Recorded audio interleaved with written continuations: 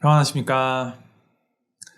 오늘도 함께 말씀 묵상할 때, 이 땅에서가 아닌 하늘의 소망을 품으며 하나님을 더욱 붙잡고 또 하나님을 더욱 바라보며 나아가는 시간 되기를 소망합니다.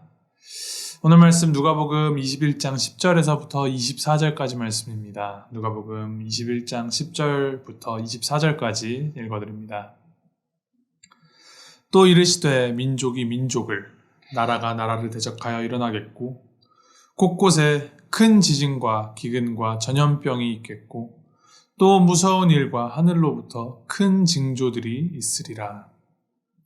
이 모든 일 전에 내 이름으로 말미암아 너희에게 손을 대어 박해하며 회당과 옥에 넘겨주며 임금들과 집권자들 앞에 끌어가려니와 이 일이 도리어 너희에게 증거가 되리라.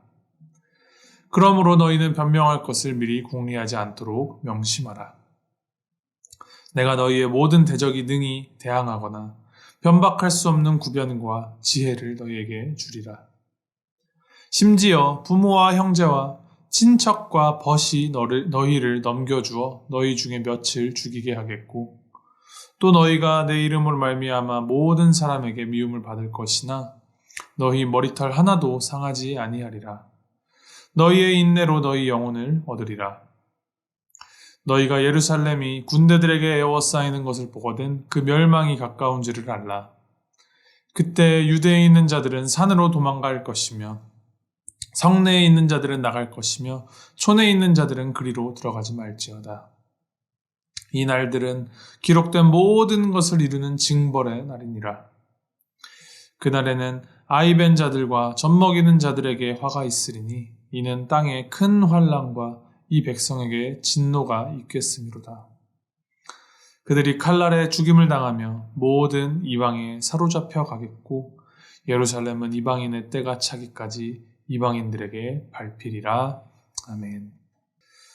예수님께서 이제 종말이 이를 때 어떤 일들이 벌어지는지 말씀하여 주십니다.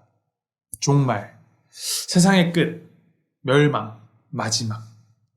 이 모든 말에 이제 모든 인간은 알 수 없는 두려움을 느낍니다. 그 이유는 첫 번째는 아무것도 알 수 없는 그 불확실성에서 오는 두려움일 것이고, 두 번째는 이 마지막에 닥쳐오는 환난과 고난들에 대한 예언의 말씀들 때문이 아닐까 생각합니다. 모든 것이 다 잘 될 거야 라던가 영원히 행복하게 살았답니다와 같이 정말 아름다운 해피엔딩의 그런 동화로 세상이 끝난다면 참 아름다울 것 같은데 그렇지는 않습니다.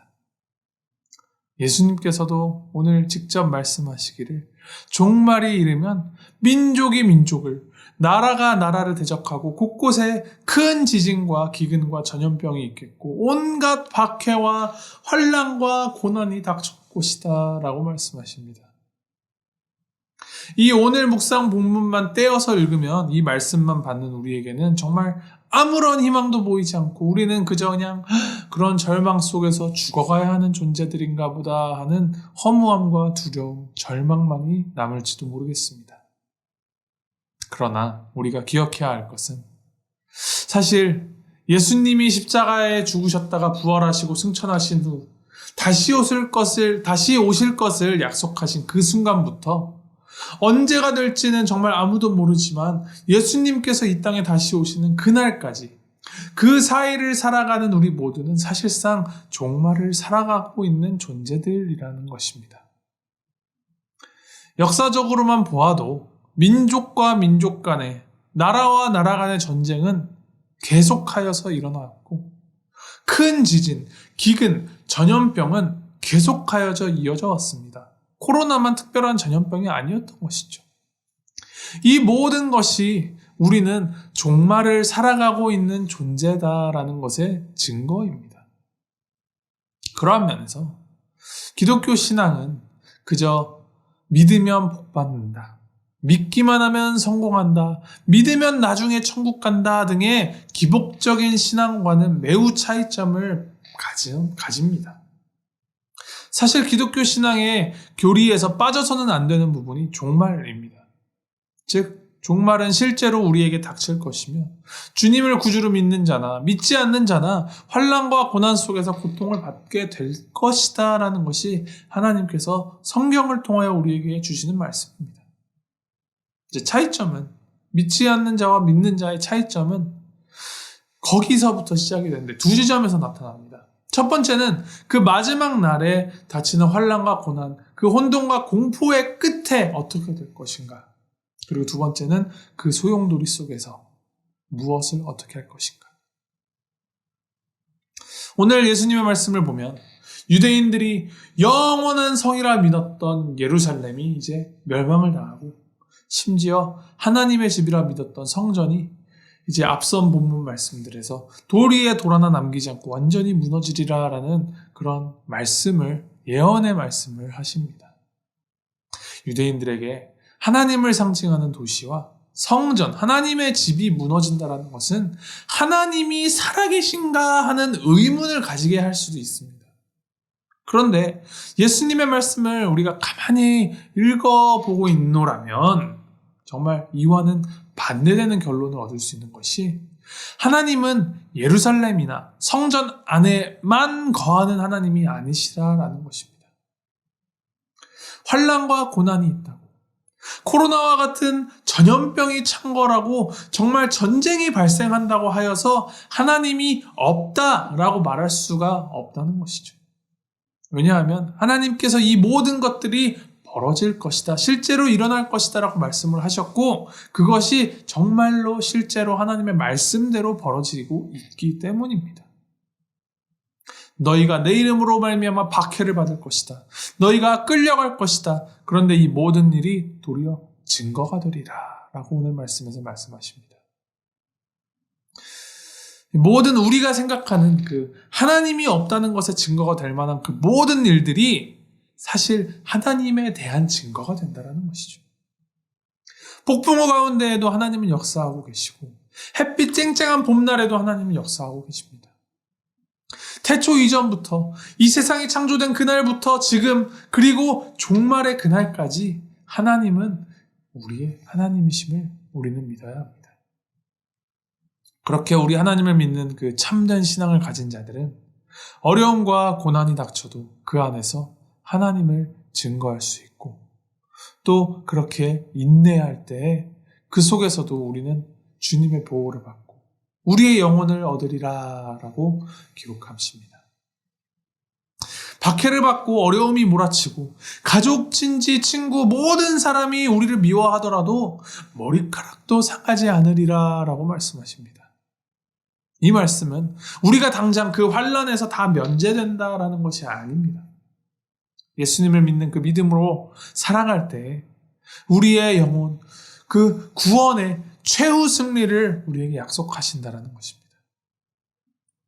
우리가 겪는 그 모든 고난이 마침표로 끝나는 것이 아니라 이후에도 예수 그리스도를 통하여서 베풀어 주실 놀라운 구원의 은혜가 우리에게 허락된다라는 것이죠. 오늘 말씀을 받는 우리는 이 오늘 말씀을 그저 소설처럼 혹은 공상처럼 받아들인다거나 나와는 상관없는 이야기로 생각해서는 안 됩니다. 언제고 어디서고 우리는 종말을, 마지막 때를 살아가고 있는 중입니다. 다만 중요한 것은 언제 종말이 올 것인가 보다는 종말 안에서 우리가 어떻게 하나님을 증거할 것인가를 고민하며 살아가야 한다는 것입니다. 그리고 그 안에서 정말 우리에게 내일이 없을 것 같이 최선을 다하여 하나님을 믿고 하나님을 붙들고 살아가야 합니다. 그 종말을 준비하고 종말까지 아우르시는 하나님을 믿는 그 믿음으로 살아가며 주님의 이름을 증거하며 살아가서 주님이 다시 오시는 그날, 우리 주님 다시 만나는 그날 우리의 영혼을 얻는 우리 모두가 되기를 주님의 이름으로 소망하고 축복합니다. 함께 기도하시겠습니다. 하나님 아버지, 이 세상의 첫날부터 이 세상의 마지막 날까지 모두 하나님의 손에 있으며 하나님께서 모든 것을 주관하시는 하나님이심을 우리가 고백합니다. 하나님, 마지막 때를 살아가는 우리, 지금 눈앞에 환난이나 고난으로 시험당하지 않게 하시고, 그러할수록 더욱 주님을 굳게 믿고 주님을 위해 살아가도록 우리에게 힘주시고 우리의 마음을 굳건하게 붙잡아 주시옵소서. 얼마나 더 아프고 얼마나 더 힘들지 모르겠습니다. 그러나 우리에게 보호와 승리를 약속하신 그 하나님을 기억하며 하나님만 붙들고 하나님만 섬기며 주님의 이름을 증거하는 우리가 되도록 인도하여 주시옵소서. 하나님, 무너진 가슴 가운데 슬픔과 절망 중에 있는 마음들 가운데 주님 위로 주시고 평안 주시옵소서. 우리 모두는 주님을 필요로 하는 자들입니다. 지금도 살아계셔서 역사하시는 그 하나님을 온전히 신뢰하며 주님을 향한 바른 믿음과 주님께서 주시는 그 지혜로 매일매일을 살아가는 우리가 되도록 주님 함께하여 주시옵소서. 예수 그리스도의 이름으로 기도하였습니다. 아멘.